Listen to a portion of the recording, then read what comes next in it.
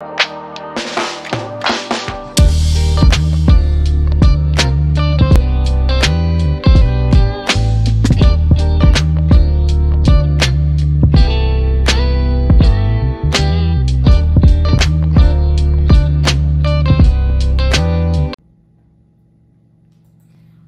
to the Famously Local Podcast. Local, not local, but famous around these parts. You are on the air with the hostess with the mostest, sharing the good news that you can use as we talk community awareness and keep you in the know. I am Angela McNeil Woods, aliasly known as That Laurel Hill Girl, and today, you guys, we have another treat. Let me tell you, honey, treat and sweet. All right, I have personally here author, illustrator, professional crafter, etc., and more. Girl, just don't call me Miss Vicky. I have in the building, you guys, Mrs. Evelyn Worth Kadir. Yes. Thank you for having me. Thank you. I appreciate you so much because this is one of the hardest working women in town, y'all. It's hard to get, because she's always busy and doing stuff, but she's doing wonderful stuff, and you're going to hear more about it. So if you watched the previous video, then you would have seen her and her awesome husband. And but we're going to tap into her artistry. That's what we're really going to dive into now. Now, Evelyn, first, congratulations on all of your endeavors. Well, thank you. Yes, ma'am. And I just want to take a quick moment for those that missed it. We talked about the book, Another Bad Creation, in which, Suleiman, your husband, he wrote, and you did the illustration for it. Yes. You did an awesome job. Well, thank you. Awesome job. So can other people call you to do illustrations, or he just got you right now? Right now, I am playing catch up because Mr. is busy. We have one published. He has 3 others written. So I'm playing catch up. Okay, I got you. Now, you did good though, on your illustrations for it being your first picture book. Okay. Now, you, again, we're talking about local, not local. You're Carolina's baby. Yes. Born and raised in the Burg. Mad love to the Burg. Shout out Scotland County, all surrounding cities. Now, you currently, though, reside where? I am in Charlotte. I'm here about 18, 20 years. Whoa, yeah. So that's 2005.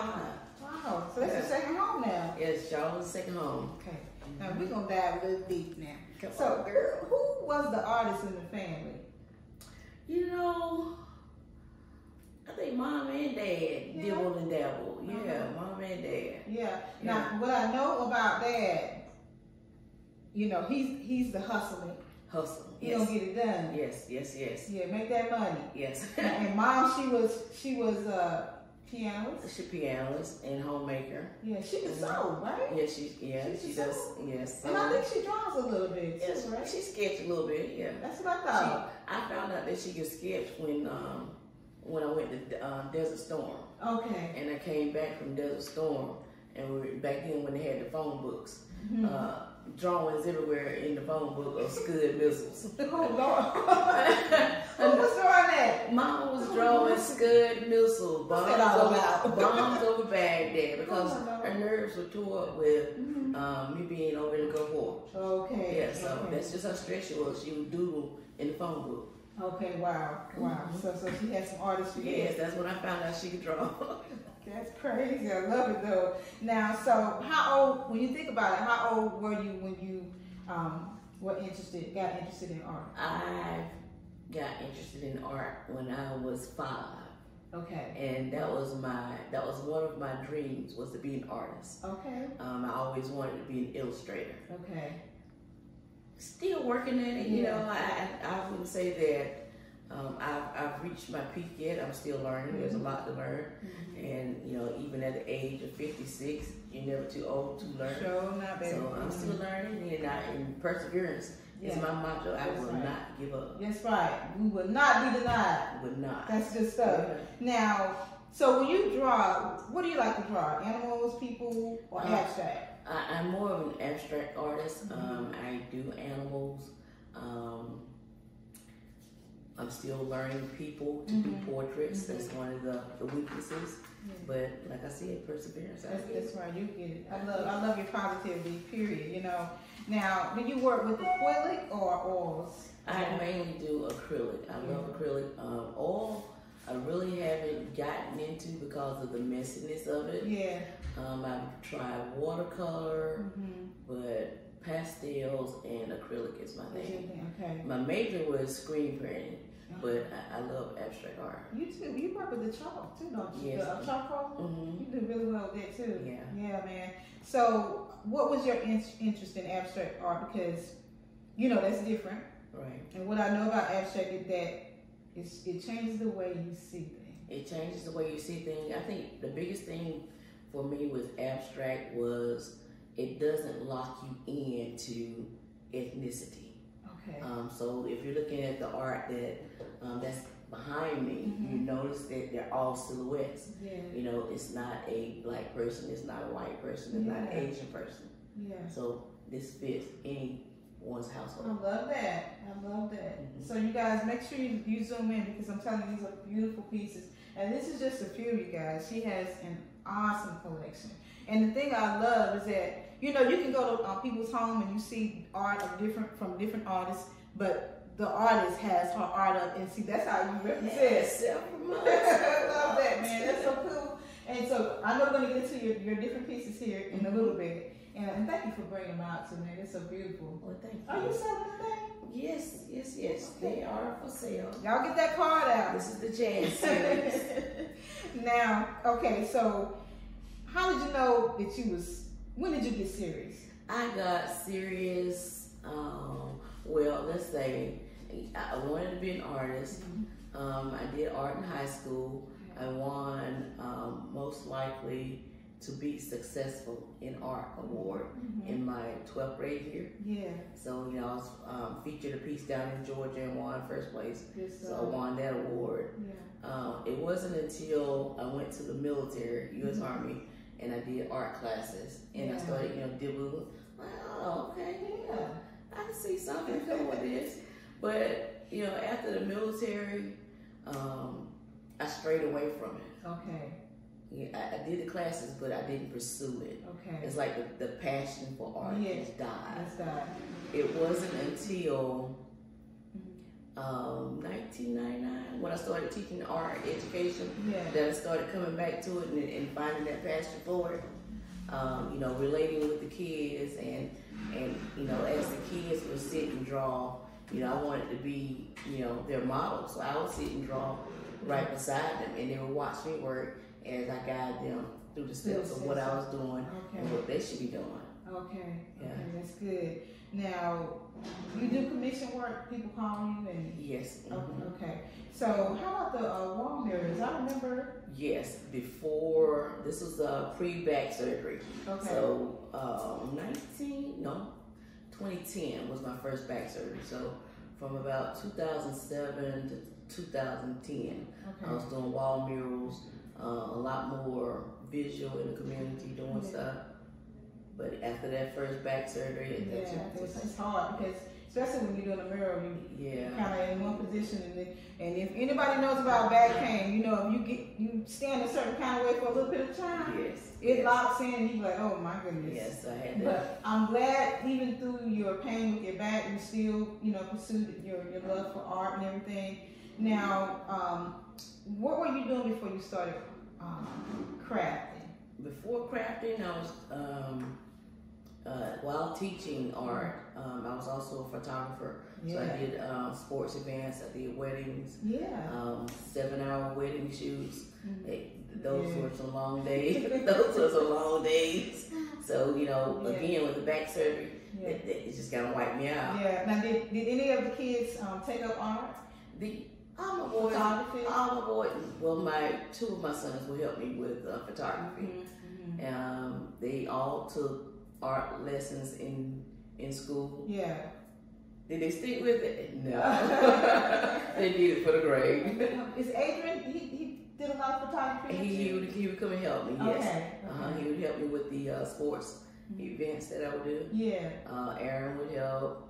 Yeah. Amari was too young. Okay. And Ahmad was chasing the girls. Oh, okay. Yeah. Now, and I love that all your sons, they have unique names, you guys. All the sons' names are start with the letter A. Yes. The A's have it, okay? Yes, I'm the A's I'm have it. Don't ask me why I got stuck on the A's.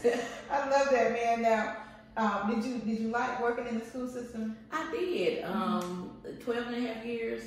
Art was my passion, and I most kids come to art and they think that it's just gonna be, loosey goosey, and that it's a playground. Right. No, I was very passionate about my craft. They learned a lot. Yes. Yes, it did. I ran into one of your students. I can't remember her name now, but she says, "You're so cute, Miss Evelyn," and I was like, "Oh, you know her?" And she said, "Yeah, she's my art teacher." Oh wow. And she was just like, "Over the moon, honey. They love you." Oh wow, I love it. Oh, now, got teared up. That's so you make impact. Yes. You make impact. And now, what I know, I know we all have heard that cliche. Being a jack of all trades, master of none. But what I know about this woman is she's a jack of all trades and a master of many. Feel me? We're gonna switch that thing. Yes, she's a master of many. And so even to the point where I done seen you guys create an aquarium. Build an aquarium from scratch. That thing is beautiful. Yes. What is it? 125 gallon. Built the stand. Lowe's, my favorite store. Board by board. So with you, kind of messing around with the different projects, is that how you got into crafting too? I think so. Yeah. Yes, I'm a very hands-on person. So what was your first craft that you did and you went, "Oh, I'm on to something"? My first craft was back to the military. We had to, we had the tents, we had the bunk beds, but we didn't have anywhere to eat. So for my tent, it's probably about 15 of us in there. Girl, I built us a table. No way. From scratch. I built us a table, yes. I believe it too. Everybody else was, sitting there on their plates in their laps. No, we had us a table. They wanted to come and hang around, do this out there, right? Yeah. See, that's what you call hands-on right there. So from the table, I moved to building picnic tables, storage buildings, decks. Yeah, everything. So, so what is your drive? Like when you get tired, how do you keep going? As a Gulf War veteran, I do suffer from PTSD. Yeah. And with, excuse me, with the loss of my son, he passed in 2020. I had to give it up. Yeah. I was very hopeless, and one of the things that would motivate me is he was the life-beat of the house. Yeah. And so as I'm going through depression, he would come stomping up the stairs. Yeah. I lay in the bed for hours, 4, 5, 6 hours a day. Just not wanting to be a mom, not wanting to be a wife, just not wanting to be here. Yeah. And he would come home stomping upstairs. Evelyn, Evelyn, get up out that bed, girl, and be prosperous. Wow. And I'll tell you why he called me Evelyn. I didn't learn this until after he passed. It was through his girlfriend. He's like, "Boy, your mama gonna get you. Why do you call her Evelyn?" He said, "Girl, that's my best friend." Oh. Yes. So I didn't learn that until after. Yeah. Wow. But he's one of the driving forces. Yeah. Along with the other 3 boys. That's that painful purpose. Yeah. And then my yin over there, Mr. Suleiman. Yeah.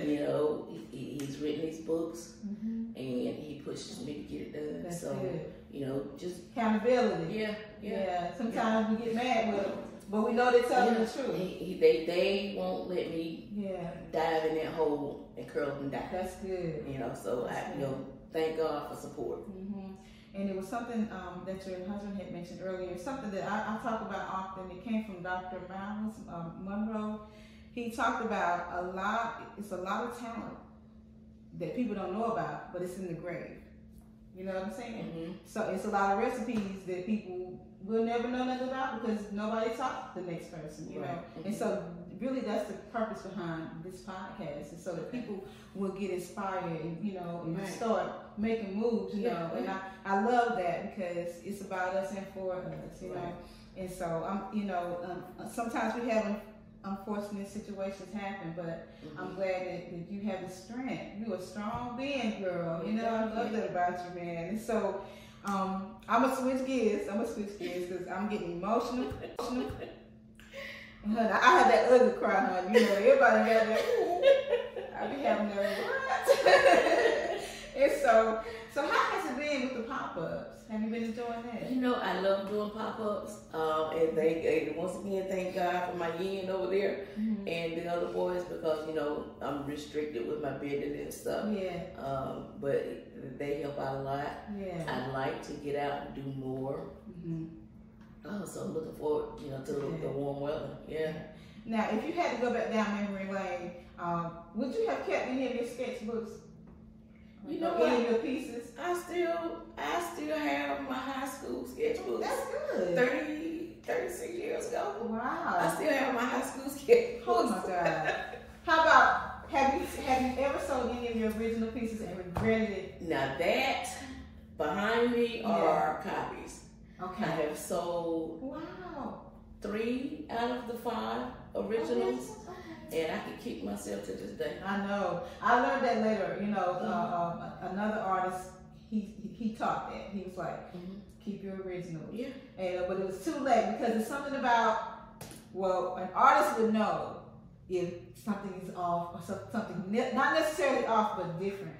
It could be different in the flow of the paint, you know? And so that original piece might be something that you knew was going to, so it's important, but it's lessons learned, right? It is. Wow. Now, if you had to choose a path to success, what would you have done different?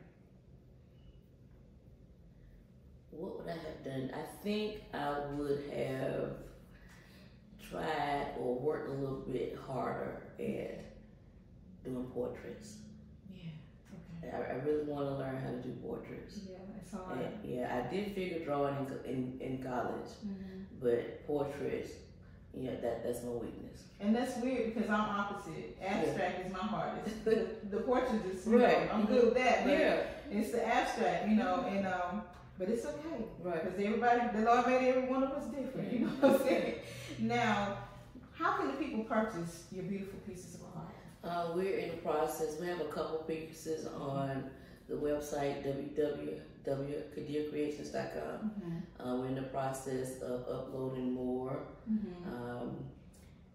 I've been kind of off track, focusing on crafting. Yeah. But my yin is pushing me to get back into painting. Yeah. And I can hear my saying, be prosperous.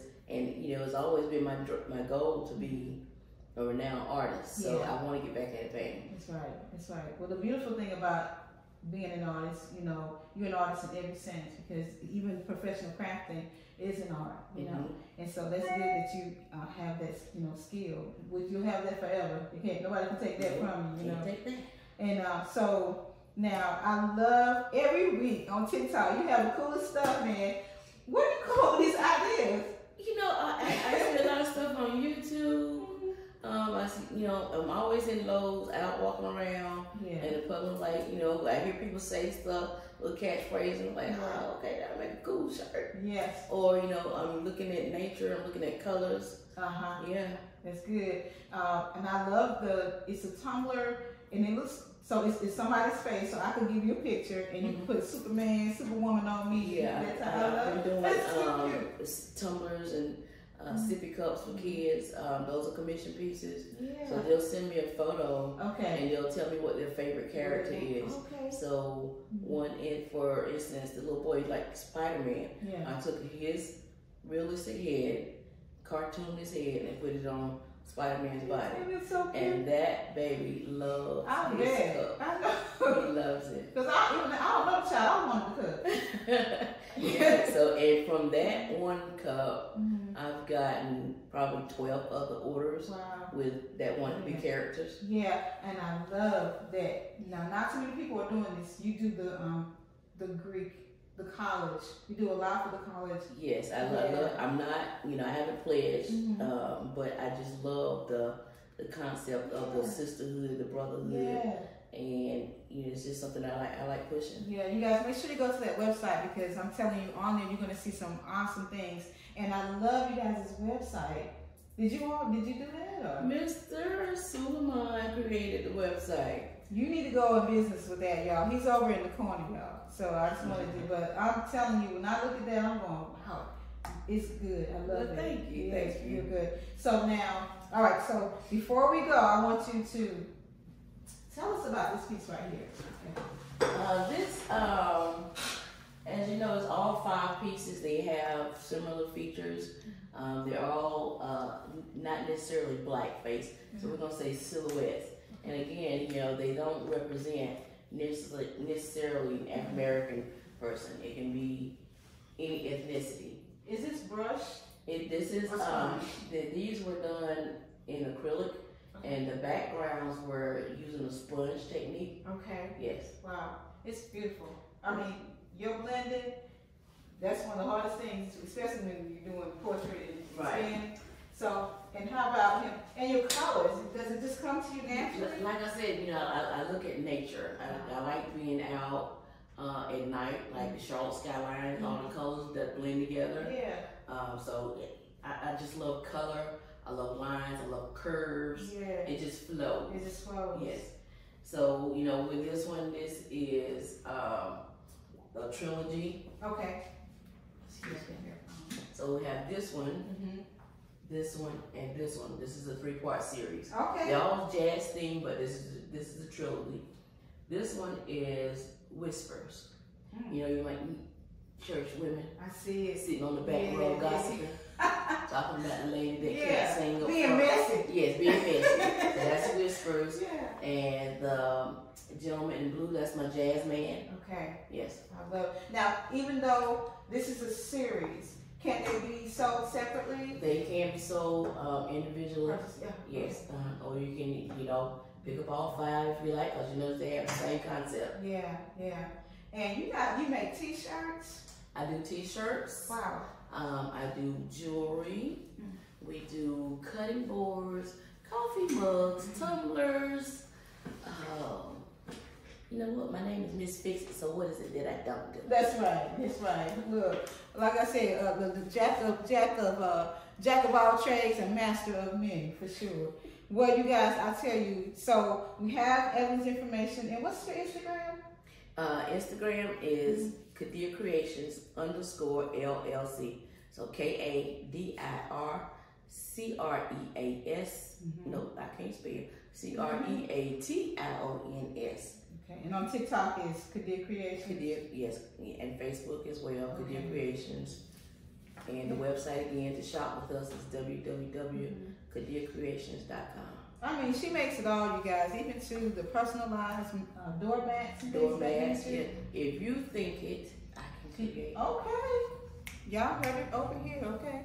All right, family, I'm telling you, man, we're getting so many jewels dropped over here. And so, again, go to the website, Instagram, and find Evelyn and Suleiman Kadir. Make sure you purchase that book, Another Bad Creations. You're going to love it, you guys. And again, family, we want to thank you. Make sure that you purchase any craftings and artwork from Mrs. Kadir.